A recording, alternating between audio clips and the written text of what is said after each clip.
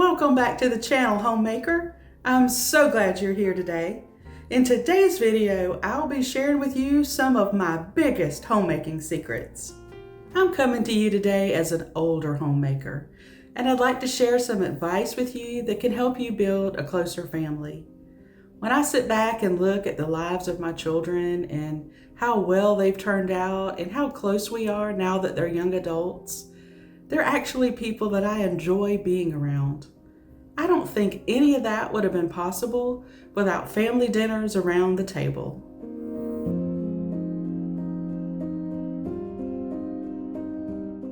My husband and I were raised differently. He remembers growing up eating dinner around the TV, and I grew up eating dinner at the table, but to be honest, it wasn't an enjoyable experience. When we got married, we kind of compromised. We sat at the table together, but yet we watched TV. When my daughter Maggie was about 2 years old, I received a magazine in the mail from my pen pal who lives in New Zealand. It was a Christian women's magazine, and inside was a story about eating family dinners, and that planted seeds in my heart.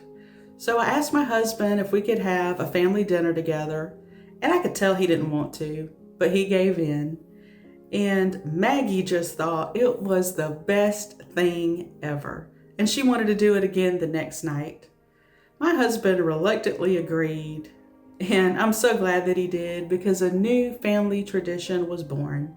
And I can't tell you how much this has benefited our family and our closeness and our relationship with our children.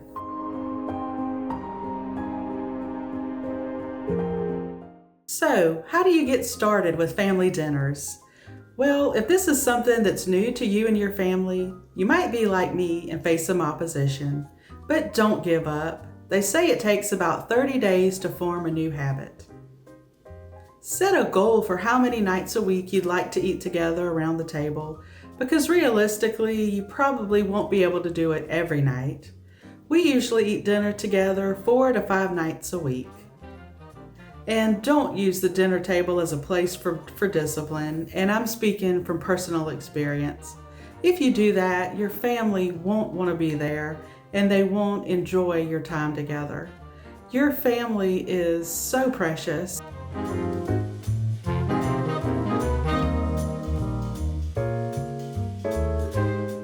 Your meals don't have to be anything fancy. You can cook or pick up fast food. I don't cook a lot of elaborate meals, but last week I was supposed to make a pork loin, homemade mashed potatoes, and green beans. And wouldn't you know it, the meat had a funny smell, and we ended up picking up Chick-fil-A. Friends, thanks for being here to watch another one of my videos. If you're new here, welcome. My name is Jennifer, and this channel is for women who love their homes and families and want to grow in their faith and homemaking.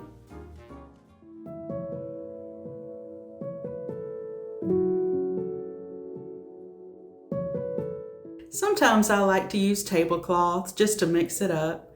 I've got some that have come from yard sales and thrift stores, and I just got this new one from Amazon. I just love gingham. My dining room table is from the 1970s, and this is the table that I grew up with. When this table was first offered to me, to tell you the truth, I didn't want it. I actually wanted to take it outside and burn it. But the good thing about life is that we are free to make changes, and we don't have to carry on the same old things with our kids. We're free to change. And now this table has so many good memories attached to it, memories that I've made with my children, and I wouldn't change that for the world.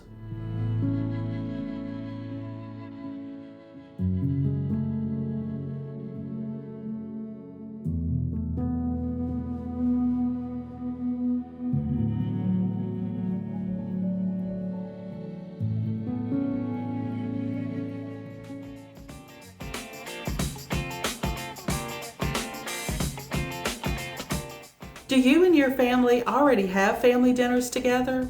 Or is this something you'd like to start? Tell me down in the comments below. I would love to hear your story.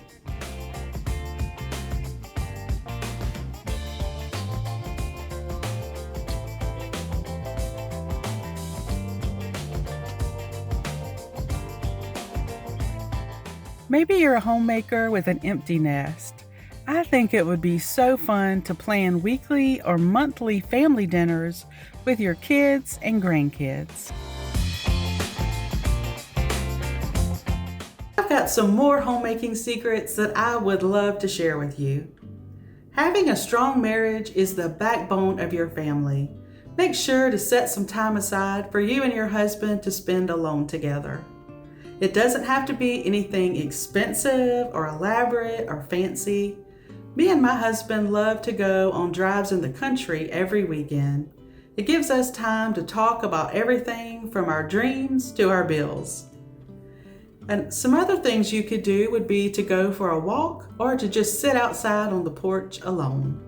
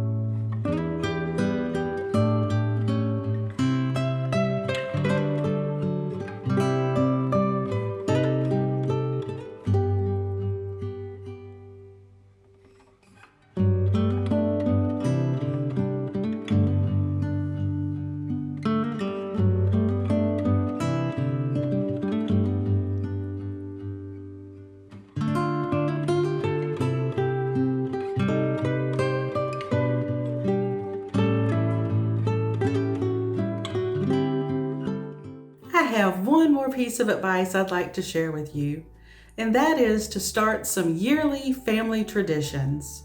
For us, we make homemade ice cream together every summer, and the kids still look forward to it. And for me, it's carrying on one of my childhood family traditions. When I was growing up, my grandpa would make homemade ice cream for us, and it was so special. He grew up during the Great Depression, and he would tell us stories about how they would use ice from big blocks that an iceman would deliver, and how they would make their ice cream in an old-fashioned churn. And he was one of 14 children.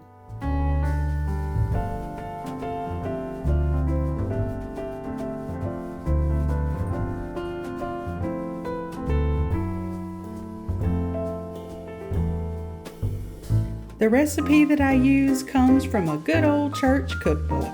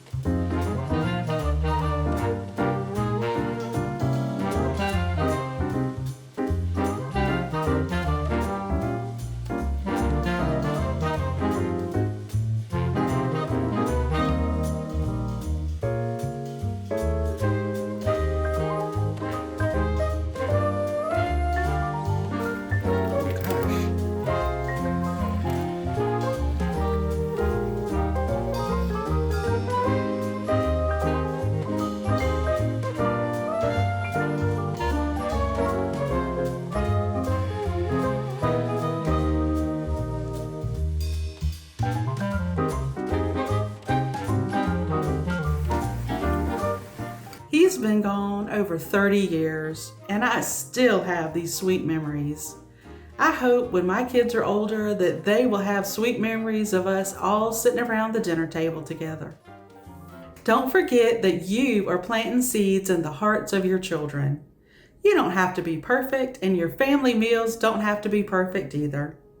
Your family traditions don't have to be like anyone else's. Your family sees the love that you put into them and everything you do.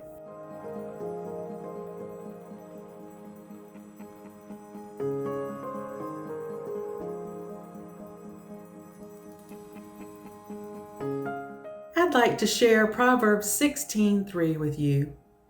Commit to the Lord whatever you do, and He will establish your plans. Maybe you didn't grow up in a loving Christian home, and maybe you didn't have the best role models. My advice is to talk to God and commit to Him your marriage, your family, and your homemaking. He knows what's in your heart, and He will help you.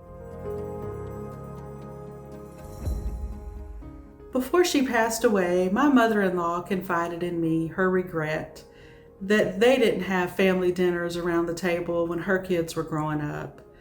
And it made me feel sad for her, but it also showed me that I was on the right path.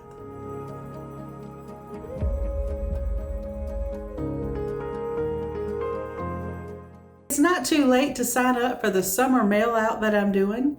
In case you missed it, I was gifted a big box of vintage recipes, and I want to share them with you, my homemaker friends. If you'd like some of these recipes, just send me an email with your name and address, and I'll have my email address down in the description box for you. The deadline for this is August the 30th.